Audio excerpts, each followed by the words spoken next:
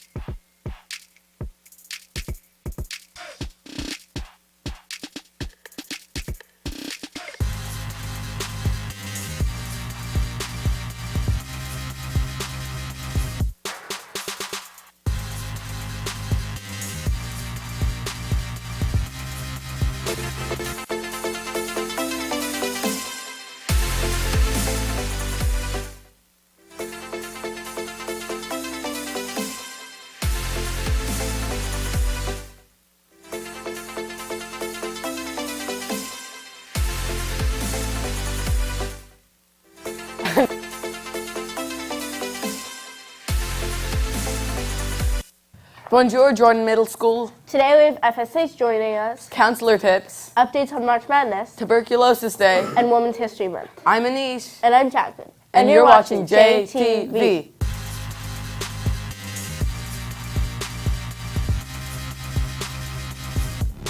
Jasmine, do you know what today is? Today is March 24th, 2017, and it's a Friday. I know, TGIF, but today is also World Tuberculosis Day. Really? That's interesting. Our fitness, sports, and health team AKA FSH. is here to tell you more.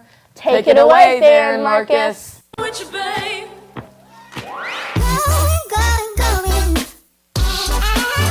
Jasmine and Anish. Hey Jags, I'm there. And I'm Marcus. And we're from Fish. Today is Tuberculosis Day. Let's take this day to honor those who have their disease and to show thanks and be grateful about how healthy we all are. Done.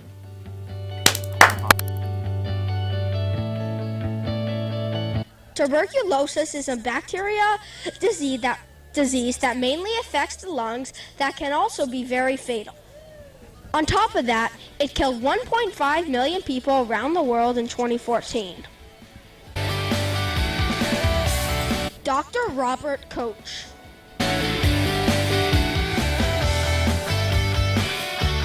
Appreciate those who have lost their lives. In order to cure this disease/prevent, we can stay out of enclosed rooms that can be stuffy, and if someone has TB around you, make sure to stay away and or give them ideas to cure the disease. Next up, we have an update on March Madness. Jags, the Sweet 16 of Men's March Madness started yesterday. All of the games are great, and I'm excited for today's games. The top game for today is the UCLA versus Kentucky game. This is a 2-seed versus 3-seed game. There are also other games featuring North Carolina. I have a great feeling about today's games. Next up, here is a segment on who Jordan thinks is going to win. Welcome back to another episode of On the Spot. On spot. Today, March Madness starts, so we're going around asking the staff who they think is going to win it all. Let's get it. This was never connected, by the way. Who do you think is going to win it all? Well, since I'm a UCSB gaucho and they're not in it, I'm going to have to go with UC Davis, the Aggies, baby. I'm picking North Carolina. North Carolina. I believe Duke will win it all just because they have such a phenomenal coach and they have a track record. But, you know, it's March Madness and anything can happen. You know, teams become inspirational and work together and they persevere. So the thing about March Madness is it's in anybody's realm. They can come out of nowhere and win the whole thing. I don't know who's going to win because it's March Madness, but who I want to win, UC Davis or Northwestern. Underdogs, baby. So who do you think is going to win it all? Duke, man, all the way. Kansas.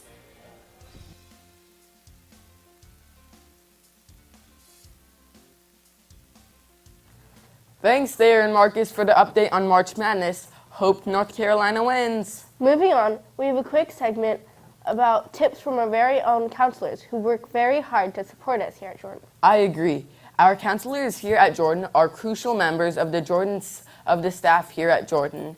Linda Howard has filled in for Miss Ben, and today is her last day. Here is some important information from her years of expertise. Hi, my name is Linda Howard, and I am a 7th grade counselor at Jordan, and right now I'm a long-term substitute for Miss Megan Ben. I've been at Jordan since the beginning of the second semester, January 3rd, and I will be here until the end of March.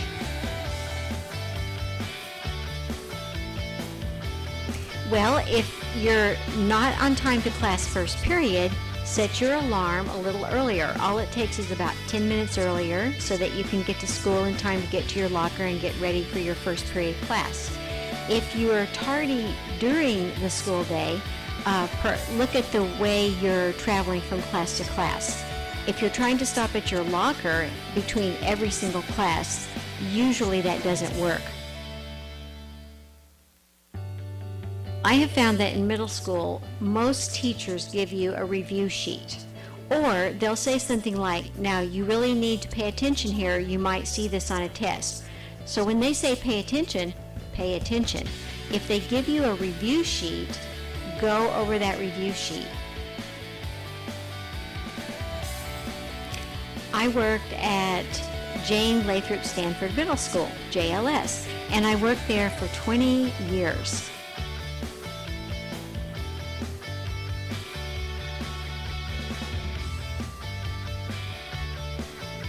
Thanks so much, Miss Howard, and we wish you all the best in your next endeavor. Now for our woman of the day. It is Camilla Harris. Camilla Davy Harris was born on October 20th, 1964 in Oakland, California. She was an American attorney and politician who is the junior United States Senator from California. She is a member from the Democratic Party. Also, she served as the 32nd Attorney General of California. Now for our quote of the day by Camilla Harris. I was raised to be an independent woman, not the victim or anything. I agree. It is in times like these where you have to stand up for yourself and be independent. Yes, you're right. Well, that looks like it's all for today, Jags. Oh, and here's a quick weekend tip. Schedule some relaxation time for yourself.